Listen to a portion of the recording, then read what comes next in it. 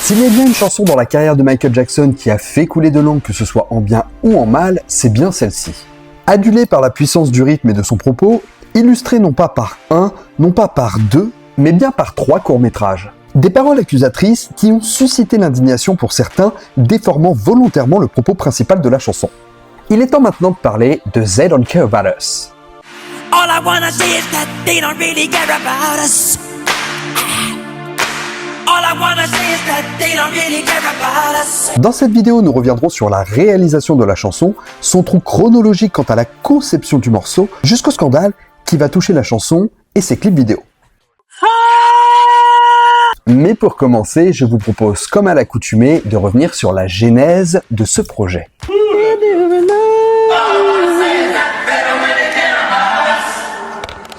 Now clap, here, clap. Okay. Nous sommes au début des années 90 et Michael Jackson travaille sur les chansons qui doivent venir habiller son nouvel album Dangerous. L'histoire voudrait que la chanson soit écrite à cette période et enregistrée sous forme de brouillon, mais certains témoignages divergent par rapport à la chronologie de la construction du morceau. Brad Buxer semble indiquer qu'au moment de son travail sur They Don't Care About Us pour History, seulement quelques bribes existaient vis-à-vis du morceau. L'écriture de celui-ci n'étant pas complète. Peut-être au même stade avancé qu'un Family Sings ou un In the Back.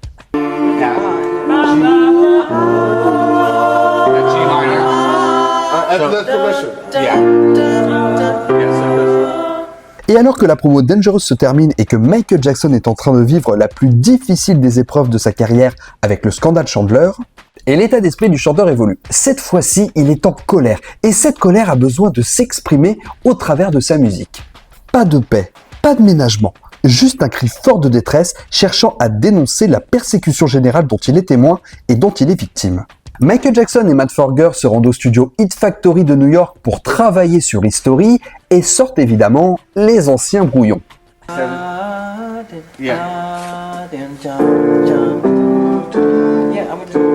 And that goes to G minor. Like that. Yeah. We did that. Brad Buxer rejoint l'équipe de travail, s'associant à Michael pour penser la chanson intégralement. Michael Jackson entrant dans la cabine avec les paroles bien en tête, prêt à en découdre, tandis que Brad s'installe au clavier. All I wanna say is that they don't really care. Come deep in the fire. They don't really care about us. I'm here to remind you. You know, they type of just fill in the holes, kind of. Because I'll be doing some of those as well. You might remember. I'm here to remind you. We're deep in the fire. All I wanna say is that they don't really care about us. De longues discussions et de longs essais sont mis en place pour trouver l'identité sonore de la chanson. Car si les paroles sont dures et directes, l'instrumental doit faire de même avec un ton très agressif.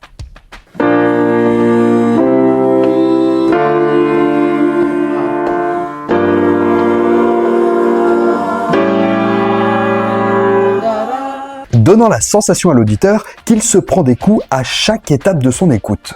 La chanson s'accommode également de finition avec les sons de Chuck Wilde qu'il avait stockés spécialement pour le roi de la pop dans une bibliothèque.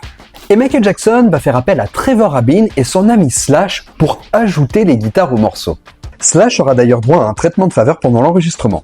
Là où Michael mettait un point d'honneur à ce que chaque session d'enregistrement se passe sans drogue et sans alcool, lorsque Slash venait travailler avec eux en studio, Michael disait « Laissez-le boire et fumer.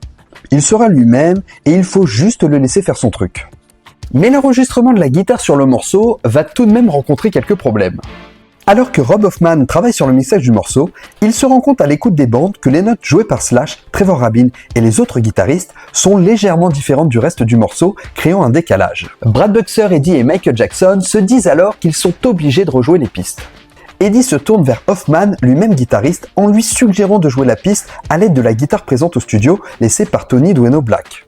Michael s'absente un instant et, pris d'assurance à ce moment-là, Hoffman décide donc de prendre la guitare et, sous la direction artistique d'Eddie, commence à jouer le morceau. Les bonnes notes furent enregistrées rapidement et conservées pour le mixage final, validé par toute l'équipe.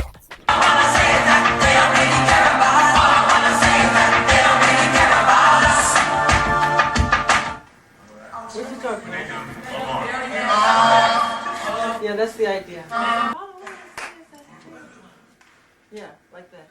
La chanson est donc finalisée et retenue pour apparaître dans la tracklist de History en deuxième piste. Et il était impossible pour Michael Jackson de ne pas proposer un court-métrage pour accompagner cette vidéo. Et il s'entoure à ce moment-là d'un des meilleurs réalisateurs du moment, Spike Lee, qui a réalisé entre autres Malcolm X, Do the Right Thing ou encore Jungle Fever. C'est à New York que Michael demande à rencontrer Spike Lee en 1995, qui le reçoit chez lui alors à Brooklyn. Et le réalisateur ne cache pas à Michael Jackson son envie folle de travailler pour lui, jetant son dévolu dans un premier temps sur la chanson Stranger in Moscow. Mais de son côté, Michael ayant déjà des projets pour Stranger, il lui propose alors de réaliser le clip de They Don't Care About Us. Celui-ci accepte avec grand plaisir et commence à réfléchir à un scénario où il verrait bien Michael se balader dans les favelas de Rio de Janeiro. La situation précaire de ces quartiers étant parfaite pour imager les propos de la chanson.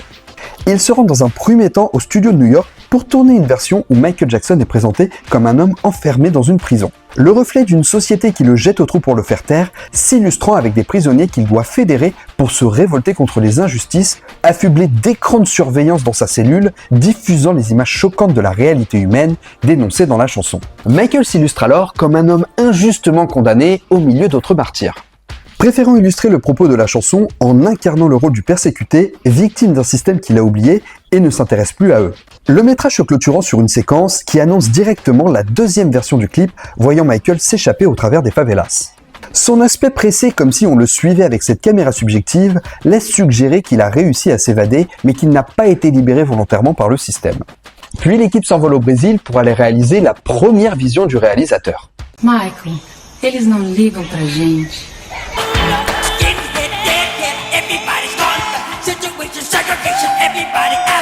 Arrivé sur place, Michael impose à Spike Lee de tourner les séquences avec les habitants des favelas. Cependant, le chanteur et le réalisateur ne s'attendaient pas à autant d'obstacles.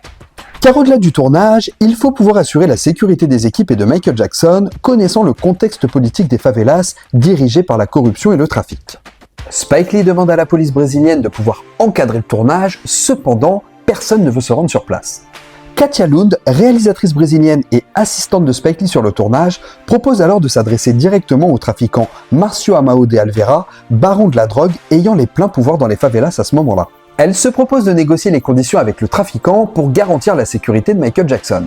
Et par chance, Márcio Amado de Oliveira est un grand fan du chanteur et se sent honoré de l'accueillir pour un tournage, assurant alors à toute la production qu'ils pourront tourner en toute sécurité et qu'ils pourraient même poser $1 million par terre, personne ne bougerait le petit doigt. Spike Lee avait d'ailleurs déclaré « On n'a payé personne, j'ai demandé la permission, le gars était fan de Michael et on a pu tourner ». Comme quoi la notoriété de Michael Jackson pouvait ouvrir bon nombre de portes et laisser un champ du possible incroyable. Mais de son côté, la ville de Rio voit d'un bien mauvais œil le tournage de Michael Jackson. Étant en lice pour accueillir les Jeux Olympiques de 2004 et craignent que la venue de Michael Jackson mette en avant la délinquance et la corruption dans les quartiers les plus défavorisés de Rio. Cependant, la ville se sent obligée de capituler et donc accepte le tournage face à une population ravie d'accueillir le chanteur. L'équipe de MTV se dépêche sur place également pour réaliser un reportage autour du tournage. It's the making of Michael Jackson's They Don't Care About Us. Enjoy! Et le groupe culturel Holodoom participe au clip proposant une version alternative du titre en ajoutant des percussions sur le refrain du morceau et ajoutant un final incroyable comme extension du titre.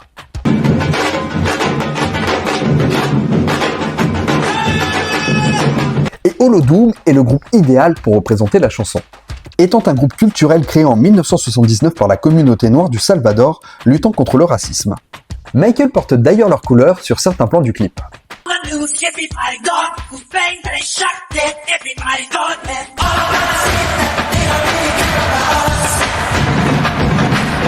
À la différence de la version prison où Michael s'illustre comme victime de ce système qu'il dénonce, dans la version Brésil, il se présente cette fois-ci comme le sauveur du système, venant libérer les habitants des favelas, symbolisant cette fois-ci la lueur d'espoir et non pas l'opprimé. Et à l'instar de la version prison qui fait écho à la version Brésil avec sa séquence de clôture, La version Brésil fait écho à la version prison dans sa séquence d'ouverture, voyant Michael sortir d'un commissariat, suggérant sa réhabilitation suite aux événements du premier métrage. Les deux clips sont terminés, mais Michael Jackson n'est pas particulièrement satisfait par la version Brésil, lui privilégiant la version prison pour la promotion du titre. Mais MTV préfère passer son tour, estimant les images d'archives de la version prison trop violentes pour être diffusées, lui préférant alors la version Brésil. Cependant, la version Brésil va également poser problème étant donné qu'il est enregistré sur les paroles de la chanson qui ont fait scandale au moment de la sortie du titre. Mais je vous explique tout. Lorsque Michael Jackson écrit They Don't Care About Us, il veut frapper fort, cherchant à bousculer l'auditeur, ayant pour ambition que chaque communauté puisse se retrouver. Il introduit des paroles dans la chanson telles que « Jew me », qu'on pourrait traduire en « traitez-moi de juif » ou « kick me », qui est une expression péjorative vis-à-vis de la communauté juive. Pensant le propos anecdotique, se mêlant aux autres paroles qui mettent en avant d'autres communautés, souvent persécutées, mais malheureusement, les paroles vont être mal interprétées, posant un regard sur le chanteur comme quelqu'un d'antisémite. Prenant une envergure tellement importante que ce regard est relayé par des membres importants de la communauté, tels que Steven Spielberg, qui scelle définitivement par son action la fin de leur amitié. Et c'est à ce moment que Steven Spielberg fait en sorte que Michael Jackson soit totalement grillé dans le milieu du 7e art, ne lui permettant plus de se lancer dans ses projets cinématographiques. De son côté, Michael Jackson s'affole et s'insurge d'un tel quiproquo, s'excusant à plusieurs reprises, voulant défendre son titre, affirmant sa volonté de dénoncer le racisme et non pas de le glorifier. Et Michael, se sentant impuissant face au scandale, décide finalement de réenregistrer les paroles, en les remplaçant par Do Me, que l'on pourrait traduire par Abusez-moi, et Hit Me, qui se traduit par Frappez-moi. Une polémique de plus qui heurte Michael, mais qui ne l'empêche pas de défendre son clip et son titre, faisant partie intégrante des spectacles de sa nouvelle tournée, le History Tour.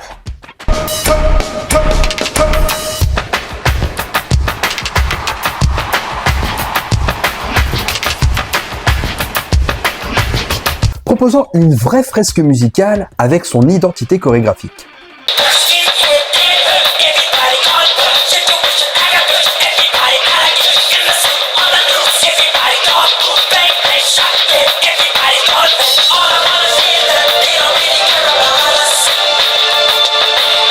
Et la chanson va tellement gagner en popularité qu'elle est sélectionnée pour être parmi les prestations de la série de concerts This Is It, les répétitions du morceau ayant énormément tourné, faisant suite à la disparition de Michael Jackson, les images datant de la veille.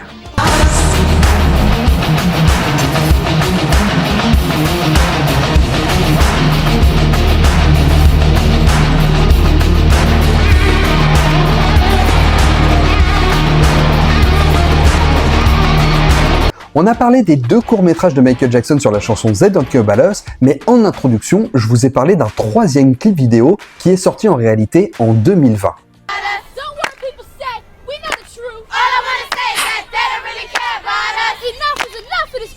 La chanson devenue un hymne intemporel, les paroles faisant encore écho à l'actualité en 2020 après l'assassinat par un policier de George Floyd.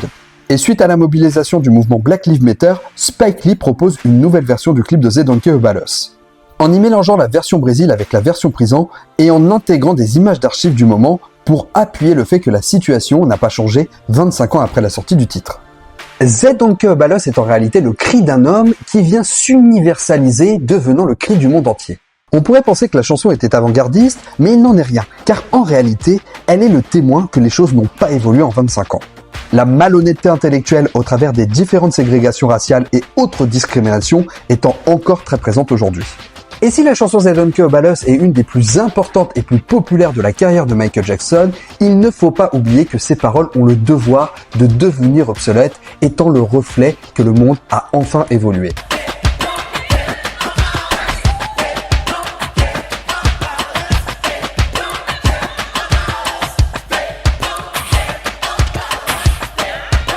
Et c'est là-dessus que nous terminerons cette vidéo. Merci beaucoup de l'avoir suivi jusqu'au bout, j'espère qu'elle vous aura plu. N'hésitez pas à liker, partager, commenter, c'est ce qui aide le plus la chaîne. Vous pouvez également devenir membre soutien et avoir accès à du contenu en avant-première. En attendant, pensez à vous abonner pour ne pas rater les prochaines vidéos. Moi je vous laisse, ciao les amis.